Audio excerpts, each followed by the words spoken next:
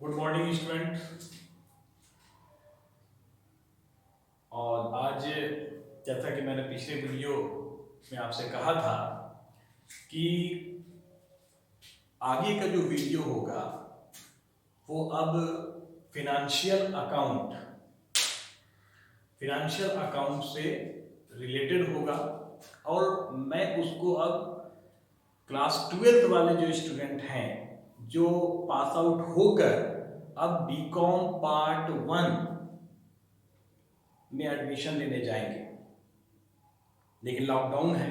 इस लॉकडाउन में एडमिशन की प्रक्रियाएं अभी फिलहाल बंद है, लेकिन पढ़ाई को कंटिन्यू रखने के लिए मैंने बताया था कि मैं जो वीडियो बनाऊंगा आप उसे देखेंगे। और आज मैं पाटलिपुत्रा यूनिवर्सिटी, पटना यूनिवर्सिटी में जो बच्चे, जो छात्र छात्राएं एडमिशन लेंगे उनके लिए जो बुक फॉलो होता है बीकॉम पार्ट 1 में, वो है financial account doctor SM. Shukla की। मैं फिर से बोल रहा हूं, financial account doctor SM. Shukla की बुक फॉलो होती है इन यूनिवर्सिटीज में। और भी बुक्स हैं, और भी राइटर के बुक्स हैं, लेकिन ज्यादातर फॉलोअर अगर इसके हैं तो इसके हैं कई सालों से यही बुक चल रहा है और ज्यादातर प्रश्न भी इससे आते हैं। खैर, मैं अब बात कर रहा हूं कि इस फिनेंशियल अकाउंट जो बीकॉम पार्ट 1 में फिनेंशियल अकाउंट में जो चैप्टर्स हमको पढ़ने हैं वो मैंने यहाँ पे कंटिन्यू लिखा है। मैं एक एक करके आपको ये बताऊंगा कि ये जो चैप्टर्स हैं उसमें कितने चैप्टर्स हैं पढ़ने आपको, कौन से चैप्टर्स थ्योरी हैं, कौन से चैप्टर्स प्रैक्टिकल आपको बनाने होंगे, ये मैं आपको इस वीडियो में बताने जा रहा हूं। तो आइए जल्दी से एक बार हम लोग देख लेते हैं और ध्यान से बच्चे हो सके अगर पूरा स्क्रीन उनको दिख रहा हो तो उसे वो स्क्रीनशॉट लेकर वो आप पे रख सकते हैं। अगर किसी ने अगर बुक नहीं खरीदा है तो स्क्रीनशॉट ले सकते हैं।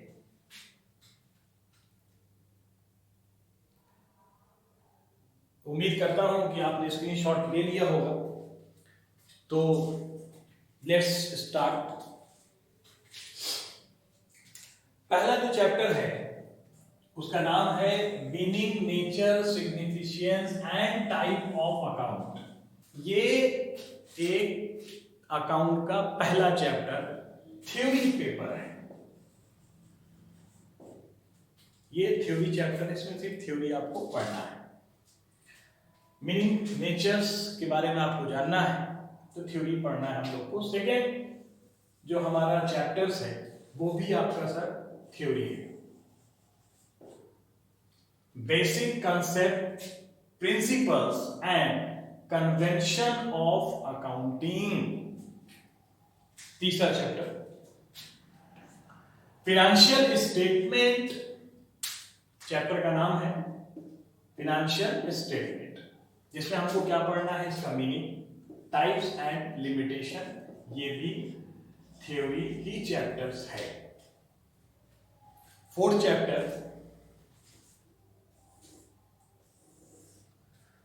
चैप्टर का नाम है analysis and interpretation of financial statement.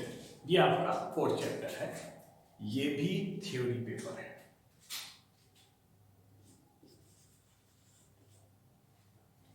Next chapter 5 जो है उसका नाम है account of non trading institution. मैं आपको ये याद दिला दूं कि आपने क्लास 12th में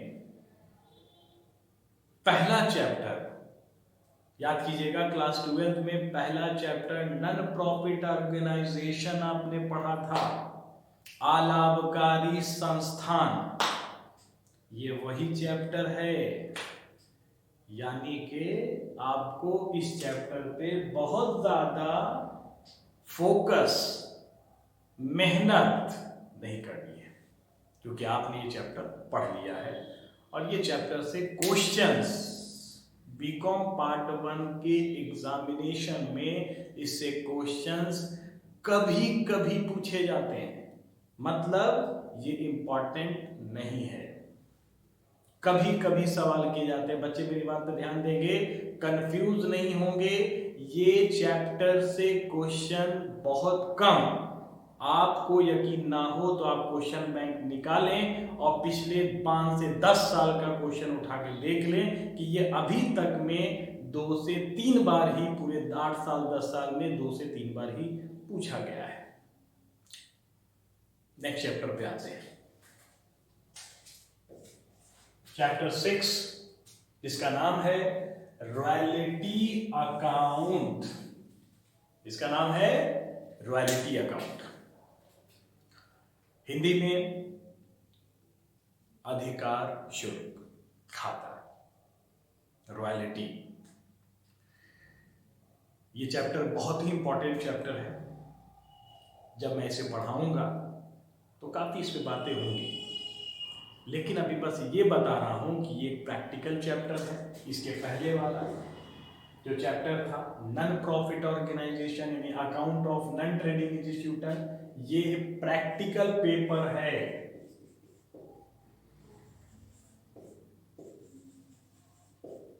प्रैक्टिकल पेपर है, लेकिन कभी कभी इससे थ्योरी भी पूछे जाते हैं।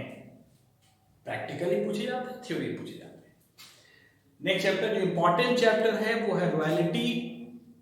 जो most important chapter BCom part 1, यानी कि लगभग नहीं, हर साल इस चैप्टर से प्रश्न पूछे जाते हैं। और यही नहीं दोस्तों, इससे सवाल प्रैक्टिकल ही ज्यादा पूछे जाते हैं। आप क्वेश्चन बैंक, मैं फिर से कहूंगा, क्वेश्चन बैंक उठा के आप बिल्कुल चेक करेंगे। पूरी बातों को सुनने के बाद मेरी बातों को आप एनालिसिस जरूर करेंगे। तो छठा चैप्टर जो हुआ रॉयल्टी अकाउंट, इंपॉर्टेंट चैप्टर है। प्रैक्टिकल क्वेश्चंस इससे पूछे जाते हैं, प्रैक्टिकल।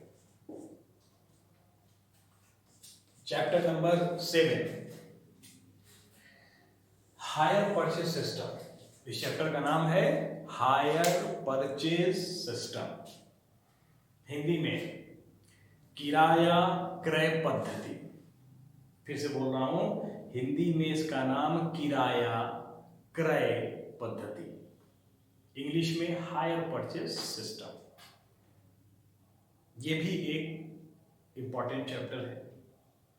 और इसके बाद वाले चैप्टर यानी हायर परचेज के बाद मैं दूसरा चैप्टर का नाम लूंगा इंस्टॉलमेंट, 8वां, जो सिमिलर चैप्टर है, एक दूसरे से बहुत ही मिलता जुलता, माने बिल्कुल मिलता जुलता नहीं बोलेंगे, लेकिन हूबहू लगभग, मतलब कह सकते हैं कि 100 में सेकेंड चैप्टर जो है 100 अगर परसेंट वो है तो 90% चैप्टर ये एक दूसरे से मैच करते हैं।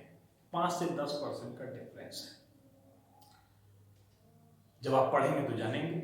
ये दोनों चैप्टर, मतलब इंस्टॉलमेंट और हायर परचेस जो चैप्टर्स हैं, सिमिलर चैप्टर हैं, एक जैसे हैं, एक जैसे तरीके बनाने के हैं, थोड़े से फर्क हैं जो आप पढ़ते समय देखेंगे। ये भी इंपॉर्टेंट चैप्टर है दोस्तों। जो एग्जाम में दोनों में से कोई एक प्रश्न, तो फिर मैं फिर से बोल रहा हूं, ध्यान से सुनिएगा, दोनों चैप्टर्स में कोई एक क्वेश्चन, दोनों में से कोई एक, दोनों नहीं, दोनों में से कोई एक क्वेश्चन ही पूछे जाते हैं और पूछा ही जाता है। कभी कभी तो ऐसा भी होता है कि एक, दोनों में से एक प्रैक्टिकल पूछा गया और जो चैप्टर नहीं पूछा गया उसमें से थ्योरी भी दे दिया जाता है। इसका मतलब ये चैप्टर भी इंपॉर्टेंट है दोस्तों, नोट करते जाना, मैं फिर से नहीं बताऊंगा इस वीडियो में। चैप्टर 6 इंपॉर्टेंट रॉयल्टी अकाउंट, 7वां chapter hire purchase account practical है, इंपॉर्टेंट चैप्टर, इससे ज्यादातर प्रश्न पूछे जाते हैं। इंस्टॉलमेंट पेमेंट, इसमें से भी प्रैक्टिकल क्वेश्चन है। अब आते हैं chapter number 9, branch account. Chapter number 9 है ब्रांच अकाउंट, शाखा खाता। कौन सा खाता? शाखा खाता। इससे भी सवाल, आपके इंपॉर्टेंट चैप्टर है, इससे भी सवाल आते हैं। ब्रांच अकाउंट जब आप पढ़ेंगे तो ये बहुत अच्छा चैप्टर है, मजा आएगा पढ़ने में, नई चीज सीखेंगे आप। तो ब्रांच अकाउंट जो चैप्टर है शाखा खाता, ये भी प्रैक्टिकल चैप्टर है दोस्तों। प्रैक्टिकल आप इसके बगल में लिख सकते हैं। फिर आता है इंसॉल्वेंसी, ये भी प्रैक्टिकल चैप्टर है। ये भी प्रश्न पूछे जाते हैं ज्यादातर, कभी कभी नहीं भी पूछते, मिस भी कभी कर दिया जाता है। मतलब ये लगातार एक साल पूछा गया, दूसरे साल पूछा गया, तीसरे साल हो सकता है नहीं पूछा जाए, तो मतलब इंपॉर्टेंट तो है, लेकिन कभी कभी इसको मिस भी किया जाता है। लेकिन सर पढ़ना है हमें, ऐसा नहीं कि हम इसको छोड़ने वाले हैं, मुझे पढ़ाना है, बिल्कुल पढ़ाना है, और आपको एक एक चैप्टर में एक एक क्वेश्चन में पढ़ाऊंगा। फिर आता है इंसॉल्वेंसी के बाद dissolution of partnership. Dissolution of partnership, याद करो 12th क्लास, साझेदारी का विघटन चैप्टर पढ़े हो आप, पूरे के पूरे 7 चैप्टर आपने पढ़ा है पार्टनरशिप में 12th क्लास में।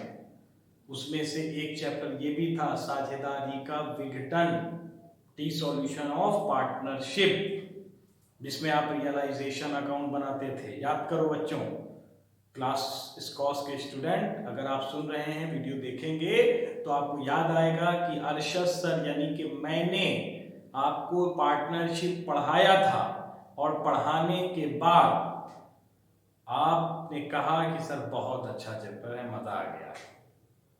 तो यहां भी मजा मिलने वाला है, और मजा एक चैप्टर में नहीं, यहाँ पे डिसोल्यूशन ऑफ पार्टनरशिप एक नहीं बल्कि 2 चैप्टर्स हैं। डिसोल्यूशन पार्टनरशिप 1 देख रहे हैं आपको, डिसोल्यूशन पार्टनरशिप 1 और डिसोल्यूशन पार्टनरशिप 1-2, यानी कि चैप्टर नंबर 11 और 12 जो हैं वो दोनों चैप्टर पार्टनरशिप से हैं।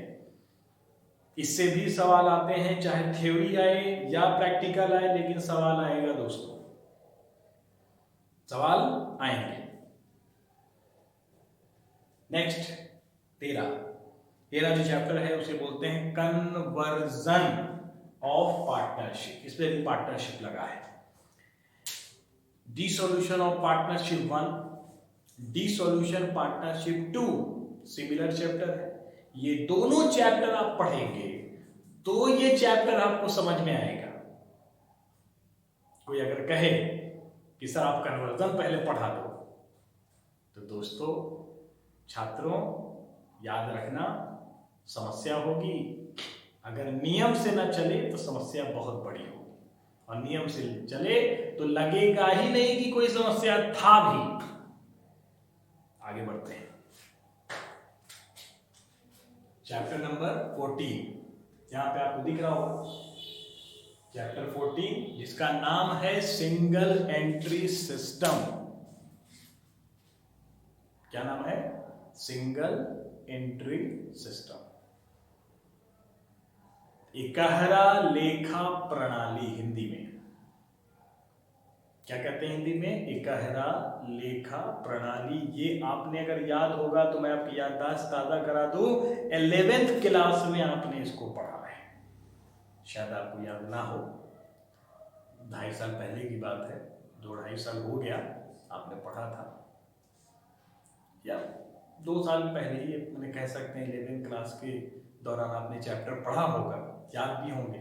नहीं याद है तो आप खोल के देख लीजिए अपना प्रीवियस कॉपी या बुक, तो आपको याद आ जाएगा। इंपॉर्टेंट चैप्टर नहीं है, कभी पूछे जाते हैं कभी नहीं भी पूछे जाते, प्रैक्टिकल चैप्टर है। लास्ट चैप्टर इंपॉर्टेंट है, ये इंपॉर्टेंट है, डिपार्टमेंटल अकाउंट, हिंदी में विभागीय खाता है। तो उम्मीद करते हैं कि पूरे 1 से लेके 15 चैप्टर आपको बीकॉम पार्ट 1 में पढ़ने हैं। यानी प्रैक्टिकल चैप्टर पहले पढ़ेंगे, जो इंपॉर्टेंट है उस पर पहले फोकस करेंगे, और जो नहीं इंपॉर्टेंट है उनको बाद में देखेंगे। बाद में कहने का मतलब इंपॉर्टेंट के खत्म होने के बाद, पहले नहीं। और जो चैप्टर बचे प्रैक्टिकल को छोड़कर थ्योरी,